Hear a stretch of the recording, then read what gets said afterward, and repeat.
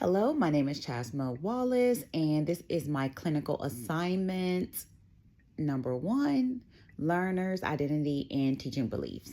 I just finished my interview with Natalie Love, and she's going into her resident year. I wish her the best of luck. It was a great interview. It made me really reflect on last year, and definitely my wheels have been turning for the upcoming classroom. So it almost allowed me to kind of word vomit all of the thoughts that's been going on in my head as well. So I was just kind of rapid fire this reflection, just going through the questions. So the first part is your beliefs about learners and their identity. How you define the classroom, community, and belonging. I define classroom, community, and belonging just being a safe place. I want all scholars to know that in my classroom, everyone belongs. We're all there. We're all a community. I see everyone. Everyone has a voice, and everyone is respected. The classroom is a safe space for you to open your minds, explore, and learn. I just really believe in a sense of belonging. Building relationships is one of my core values. I believe in. I think that people don't even know like what they can learn from you or what they can do from you, not unless they know how much I use the word love, but that's like a mutual love. But they have to know that you see them, you love them, you respect them. And that's like the baseline of my culture in my classroom. Even when I was just in my host teacher's classroom, that's something that I brought along. How do students identify culture, language, and lived experience, race, etc.? Behavior, decisions, and incorporate culture related to practices. So in my classroom, one, I use different diversity. I want everyone to know that they're included. But because the school is mostly Hispanic, I want everyone to know that you are seen. Yes, I am African American, but I want everyone to know that we may be different in race, but we all have things that we connect on. So I acknowledge the difference. I respect the difference. I don't make it seem like it's not there. So I recognize that this person may be Hispanic, this person may be Asian, this person may be white. I'm Black, I'm African American, but how we all are connected, especially people of color. I made the references of being people of color so many times in my classroom. I connect culture and certain things that happen in my family. I want to know, like, hey, what happens in your family? What's similar? I bring all those things to the classroom so that students know that when you meet someone, it might be named something else, but we all have certain things that can bring us all together, kind of like that common denominator that will bring us together. How your own identity shapes and approach teaching relationships and the approach to student behavior and regulation. So I'm all about, when I was young, I had the best teachers. I had teachers that affirmed me. I had teachers that spoke into me. I had teachers that saw greatness for me, and it made me a very positive person. And I only saw education from a positive perspective. It was always a safe place, always a loving place. Now, as an educator, I want that same thing for my scholars. I want them to know that I see them. I want them to know that I respect them. I want them to know that their voice is valued.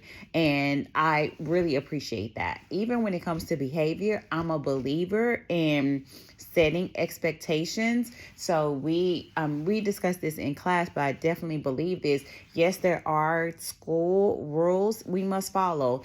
I believe in now, I have learned, and I will always implement this: classroom rules we will implement together so that everyone feels included. And then also, I want to set a level of I'm building leaders as well. So as leaders and living in society, there are certain things that we must follow. So just like we would do in the real world, we're going to follow these guidelines and these rules, but know that if you break a rule, if anything happens, there are consequences, just like there are consequences in the real world. But I want to frame it in a way where it doesn't necessarily feel like punishment, but where we're building character, we're building leaders. And if anything happens, then we might have to, or not even might, we have to, there are consequences for when we are, missing the mark, but I want to make sure that that's established, and then also putting the why behind it. So set the expectations, set the why behind it, and let everyone know and verify that everyone is on the same page. I think when you do that, that will help with behavior and controlling the classroom. It also discusses the approach to student behavior and regulation. Also, how do I work with trauma-sensitive situations in the classroom? One, I treat every scholar as a human. Everyone that walks in, I don't care if you're 9, 10, 11, 12, you are a human. I respect you. I want respect, but I'm also give respect. I know that as a human, I'm a professional, I'm an adult, but I might have a bad day. In my big adult age, I have learned to self-regulate. Maybe at your age, you might not know how to regulate. It's my job to model that, to stay regulated, and to walk you through what's going on. Sometimes a child is acting a certain way because they don't know how to explain what exactly is going on with them. So I want to always model like how to react in situations. I want scholars to know that I see them, I hear them. If anything happens, I want to give them a voice, but know that they can always come to me. I listen to them as humans. I hear their voice, and then I adjust accordingly because things happen in a day.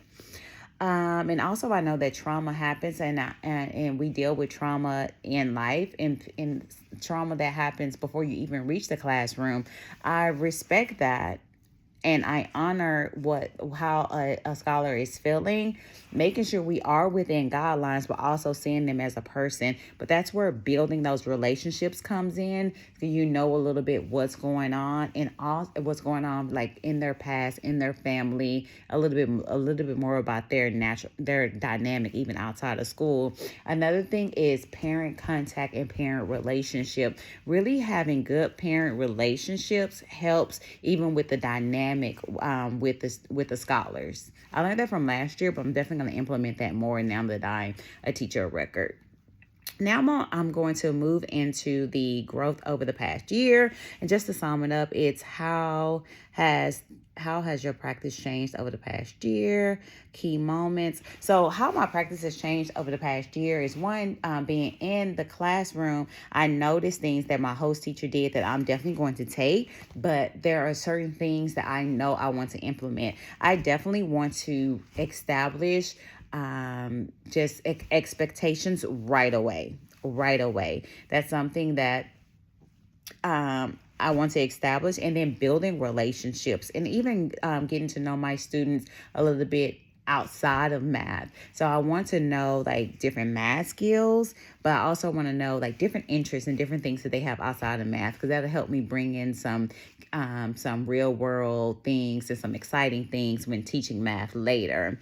Some areas that I want to grow, definitely, again, parent contact and making learning fun. I definitely want to add some fun elements, even though, we're learning, but I definitely want to make it fun. And then it says, consider how your beliefs have involved, what experience. So one thing that I have recognized is that you have to remove all biases, all biases. I know people might look at me and see one thing, but I've had my lived experience, and you might think, oh, a kid, they don't know anything. They haven't experienced, they have lived experience, and I definitely respect that. So I lead with respect. I see everyone, and I really work on building individual and collective relationships. So if I'm in the cafeteria, I'll walk around, I kind of see what they're doing. If I have scholars that play soccer, I go to games just to continue to build relationships and know that I care about them inside the classroom and outside the classroom. And I care about them. So I'll make sure that, I might have a day where there might be little treats they can earn. Also, girls know that they can always come to me. They're like, hey, Ms. Wallace, I need this, that. I have little bags for them. That's something that I'm really known for. And then even boys, knowing that I have a good relationship with my father and my brother, they normally tend to always connect with me. And I was also an athlete, so I tend to connect with scholars that way as well. So my thing is, as far as how I've grown over the year, I went in the year intimidated about building relationships, because how am I coming into my second career going to build relationships with this new generation? You do it just talking to one scholar at a time. You open up yourself. I model my life to them. I show them my life. If something happened in the weekend, I might bring in like, hey, me and my niece did this over the weekend. Here's a picture. And just bringing it, or over spring break, here's what me and my family did. And they love seeing glimpses of me throughout my life. And then I ask them about theirs, and they continue to open up to me. So I want that to continue to happen. So looking ahead, this great year that's coming up, I'm so excited for it. So it's asking instructional decision, you're prioritizing classroom setup and core belief. Okay, so as far as instructional decisions, I'm prioritizing, first of all, rigor. It is so important that we meet district goals. So that's important. So I'm working on my lessons as we speak, and turning them in early to my math lead. So she's checking them just to see if they can be improved in any kind of way. I'm making them interactive. I want scholars to learn, but also do some different things, bring in some different methods, because I want it to also be fun. I believe we can learn, we can hit the goal, but we can have fun too. I just want it to be really very exciting year for them. My core beliefs that in some of my anchor practices is just going to be making mistakes is okay. What I want to see is progressive struggle. I want to see the work. I want students to be comfortable with speaking out in my class. I bought these little equity sticks, and I'm going to just have students feel very comfortable with knowing at any time my name can come out of here and I'm going to speak. Really implementing and reinforcing turning talks where they're productive and they know exactly what's going on in the turning talk, and then coming back collectively and speaking, because I want it to go from conceptual. I want you to understand how to do it, but I want you to be able to actually speak it and tell me what's going on in that. So just some different elements that I want to add to the classroom. Let's see. And I'm sorry. But yeah. So this year I'm going into 6th grade. Last year I taught 8th grade, and I'm super excited about introducing new middle school new scholars to middle school. I think that's so important. I'm excited about building those foundational skills that's going to help them in algebra. Next year they will skip 7th grade math and go to 8th grade math, because I taught that. I'm so excited to kind of bridge that gap to make that easier for them. I'm excited to work with parents, and I'm just excited for my scholars to be excited about math. I'm really looking forward to them I want them to say, I really have fun in math. But at the end of the day, I know it's about learning, but I feel like if you're having fun, it really doesn't feel like learning. So keeping the engagement up, making sure that I'm keeping my scholars thinking and communicating with me. But I know that starts with building relationships. That's one of my core foundations. And I feel like if I start that day one and continue that, I'm going to have a successful year. So this was a great assignment to reflect on last year and to kind of get the wheels going for next year as well. So I'm looking forward to the school year. And thank you so much, Professor. I appreciate you.